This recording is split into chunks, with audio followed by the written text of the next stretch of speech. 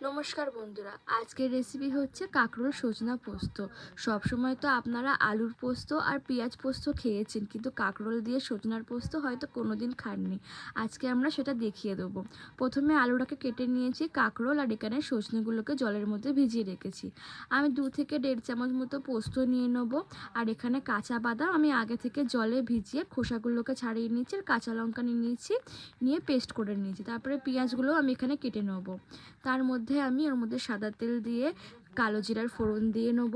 তারপরে আমি ওর মধ্যে পেঁয়াজগুলোকে দিয়ে দেবো। পেঁয়াজগুলো একটু লাল লাল ভাজা হয়ে আসলে আমি ওর মধ্যে কাঁকরোলটাকে আগে দিয়ে দেবো। কাঁকরোলটা সেদ্ধ হতে যেহেতু লেট হয়, তার জন্য আগে দিয়ে দিয়েছি। তারপরে আমি আলুগুলোকে দিয়ে দেবো। আলুগুলো দেওয়ার পরে কিছুক্ষণ ধরে 5 মিনিট মতো ভাজার পরেই আমি ওর মধ্যে দিয়ে দেবো স্বাদ মতো নুন। এটা কী হবে, তাড়াতাড়ি নরম হয়ে যাবে।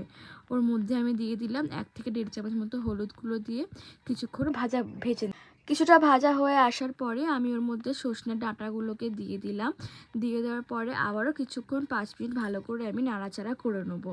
তারপরে ওর মধ্যে আমি যে পেস্টটা রেডি করেছিলাম সেই পেস্টটাকে ওর মধ্যে দিয়ে দেবো।